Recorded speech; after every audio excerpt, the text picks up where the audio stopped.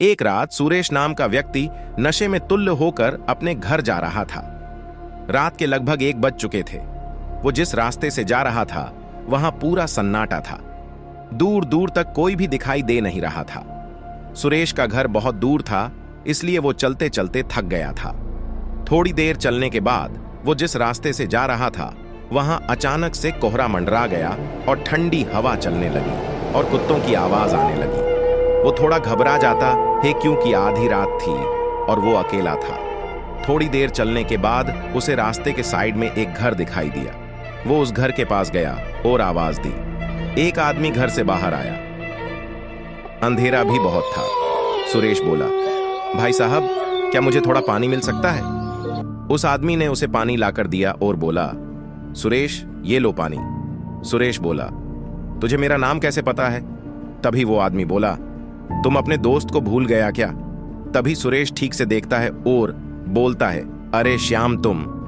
सुरेश नशे में था, इसीलिए उसे पहचानने में देर हुई। सुरेश पानी पीता है, तभी उसका दोस्त श्याम उसे उसके घर रुकने को बोलता है। रात बहुत हो चुकी थी, इसीलिए सुरेश वहीं रुकने की ठान लेता है। श्याम उसे घर के अंदर ले जाता है। घर में बिजली नहीं थी, इसीलिए दिए लगाए थे। सुरेश सोने जाता है, तभी वो साइड में किसी को सफेद कपड़े तान कर सोया हुआ देखता है। सुरेश श्याम को बोलता है, ये कौन यहाँ सोया है?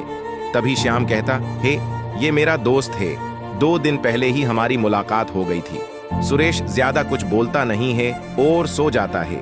सुबह के लगभग 5 बजने वाले थे, तभी सुरेश उठता है और इधर उधर देखता है तो बहुत घबरा जाता है, क्योंकि वो कब्रिस्तान में किसी कब्र के ऊपर सोया हुआ था। वो बहुत घबरा गया। जैसे तैसे करके वो वहां से भाग जाता है और नजदीकी एक दोस्त के घर जाता है। उसका दोस्त उसको देखकर पूछता है, क्या हुआ तुम?